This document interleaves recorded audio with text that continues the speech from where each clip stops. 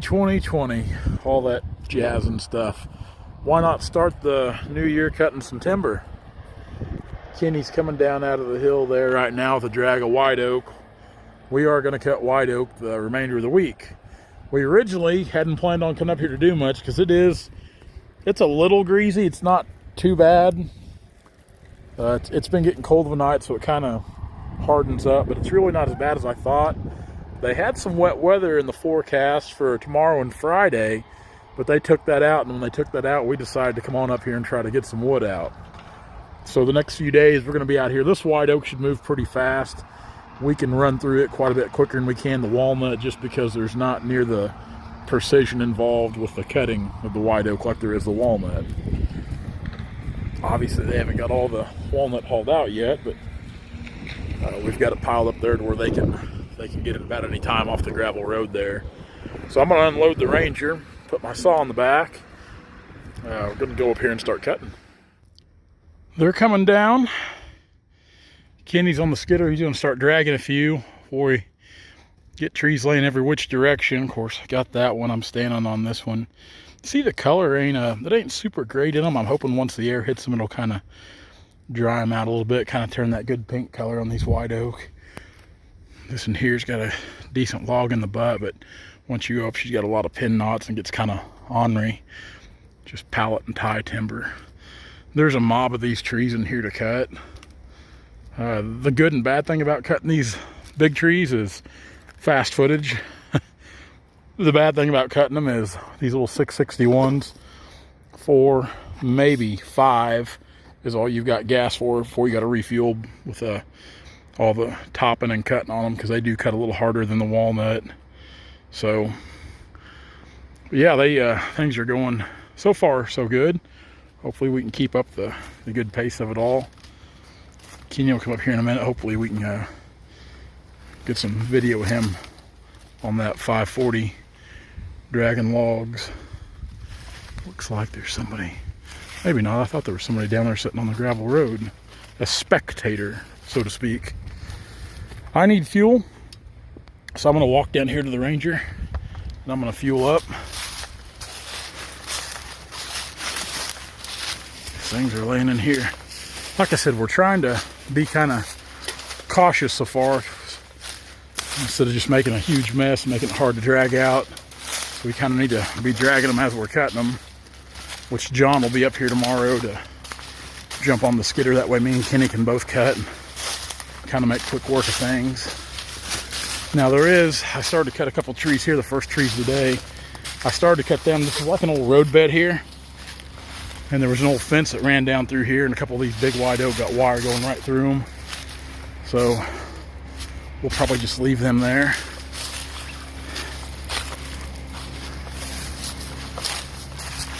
Down through here. The sun's probably in your eyes, but he's a-coming. He's a-coming.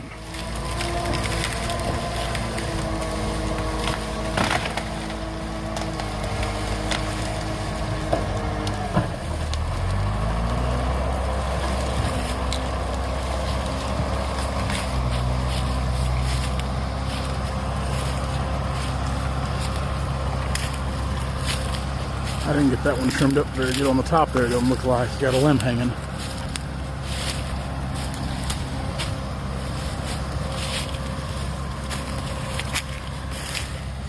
Dandy right here. That is a dandy. We'll go back in here. We're going to go up here and cut a few more right here real quick. Kind of where we left off.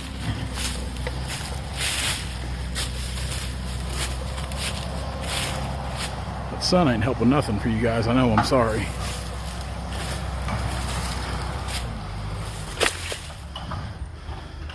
So we're going to go and grab another one there. A couple more on their way to the deck. That's a big boy right there, isn't it? Big boy. Yeah, I'm hoping once the air hits those, they'll kind of, color will change on them a little bit. It's a pretty ornery tree there. It was crooked, had a hard lean. For the first time in my life, I bought some plastic wedges the other day. I've never used these before. I bought a couple of them just to try them out. My dad's always been a firm believer of the old iron or metal wedges, but I thought I'd just keep a couple of these handy. Always have one in my back pocket when I need it. Keep one on the Ranger. So of course they're a Husqvarna too. I picked them up down at the saw shop in Ozark, Missouri. Down there at Steve's. He's a good guy. He takes care of a bunch of us loggers here in the area. He's super good guy to deal with. But now I think we'll try to get this guy here, this little gent. We're going to try to lay him right back in here. Try to put him on top of that one. That way we can kind of keep these tops centralized as much as possible. Now, if you pay attention, you'll see the tops of these trees are really whipping around. We've got some strong wind today. Luckily, in here where we're cutting, the wind has not been too much of a factor for some reason. I guess we've got enough break on the downhill slope that it's not pushing too much. Hopefully that dies down tomorrow when we're cutting some of these bigger, better trees that could possibly go veneer. I'm going to leave too much of the veneer talk out right now.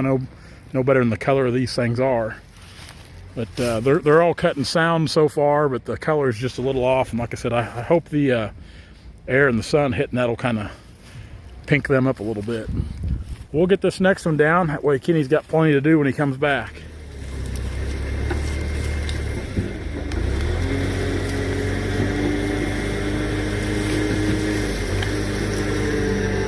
Pretty slick little log right there.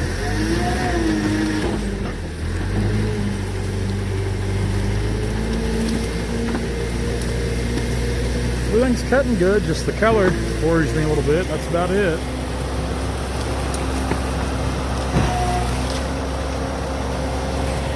Some height to them.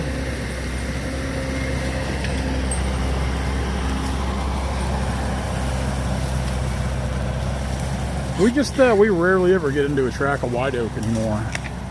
And even growing up, you know, it seems like we used to cut more than what we do now, but just the part of the world we live in is not known for having abundance of white oak or even good oak timber for that. Of course, you know, we're up here in northern Missouri, so this is a little better dirt, so it's going to grow a little better timber.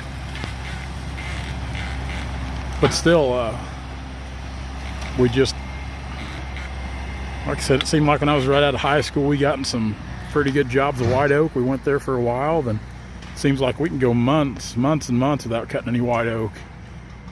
And then this job here, it was just kind of happenstance. So we got into the white oak. You know, when I looked at it, I come up here for the walnut and seen the white oak, and the gentleman didn't know if he wanted to cut the white oak. Then we made the deal on the walnut, and he wanted to cut the white oak. So, and I'm glad.